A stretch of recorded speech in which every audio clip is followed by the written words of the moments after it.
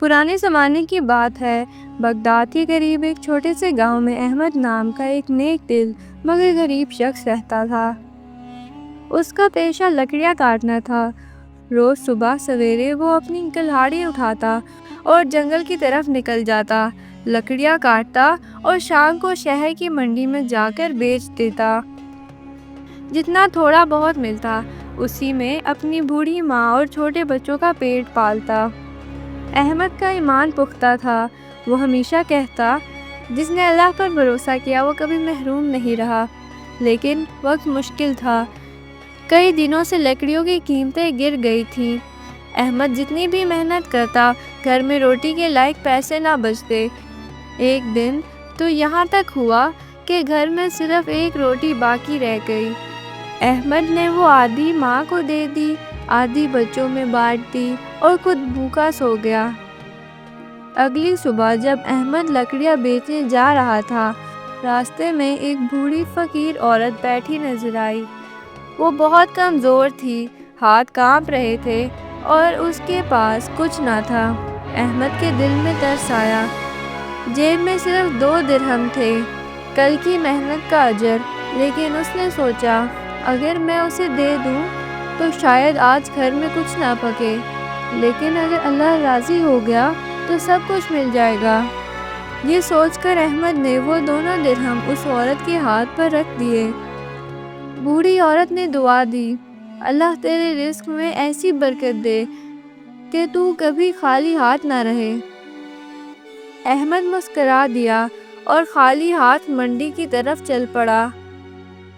اس دن جنگل میں احمد نے ایک عجیب منظر دیکھا۔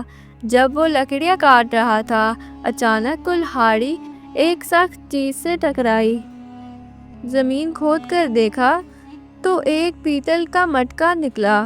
احمد نے جب ڈھکن کھولا تو حیران رہ گیا۔ اندر سونے کے سکے چمک رہے تھے۔ وہ ساکت کھڑا رہا۔ دل میں وسوسہ آیا کہ یہ مال میرا نہیں۔ فوراً اس نے مٹکا واپس ڈھانپا اور شہر جا کر قاضی کے پاس گیا۔ جناب، میں نے یہ خزانہ جنگل میں پایا ہے، اگر اس کا کوئی مالک ہو تو اسے دے دیں۔ قاضی نے حیرت سے احمد کو دیکھا۔ بہت سے لوگ تو ایسا خزانہ چھپا لیتے ہیں، مگر احمد امانت دار نکلا۔ قاضی نے کئی دن تک اعلان کروایا مگر کوئی مالک نہ ملا۔ آخر کار حکم دیا، یہ خزانہ تمہارا ہے کیونکہ تم نے دیانت کا ثبوت دیا ہے۔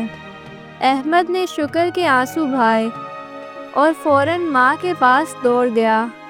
ماں نے جب سونا دیکھا تو آسمان کی طرف ہاتھ اٹھا کر کہنے لگی، بیٹا، یہ کسی فقیر عورت کی دعا کا اثر ہے۔ اللہ نے تیرے صدقے کی برکت سے تجھے نوازا ہے۔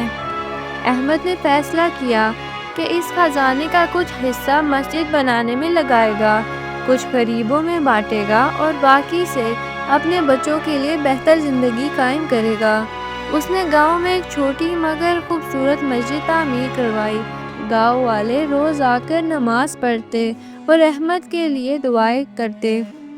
چند سال بعد قحط آیا، زمین بنجر ہو گئی، دریا خشک اور لوگوں کے پاس کھانے کو کچھ نہ رہا۔ احمد کے پاس اب بھی کچھ سونا بچا تھا اور وہ اپنے لیے رکھ سکتا تھا، لیکن اس نے دوسروں کی مدد کرنے کو ترجیح دی۔ اس نے اپنے گھر کے دروازے سب کے لیے کھول دیے، غریبوں میں اناج بانٹا، پیاسوں کو پانی پلایا اور یتیموں کے لیے کپڑے سلوائے۔ لوگ حیران تھے کہ احمد کے گھر کا اناج ختم ہی نہیں ہوتا، جتنے تھیلے وہ نکالتا اتنے ہی واپس بھر جاتے۔ یہ منظر دیکھ کر سب کہنے لگے، یہ ہے صدقے کی برکت۔ کئی سال گزر گئے، احمد بوڑھا ہو گیا۔ جب اس کے آخری ایام قریب آئے تو اس نے اپنے بیٹے سے کہا، بیٹا، کبھی لالچ مت کرنا، جو بھی ہو اللہ کی راہ میں دے دینا۔ صدقہ نہ صرف مال بڑھاتا ہے بلکہ مصیبتوں کو بھی دور کرتا ہے۔ پھر اس نے کلمہ طیبہ پڑھا، آنکھیں بند کی اور پھر سکون کی نیند سو گیا۔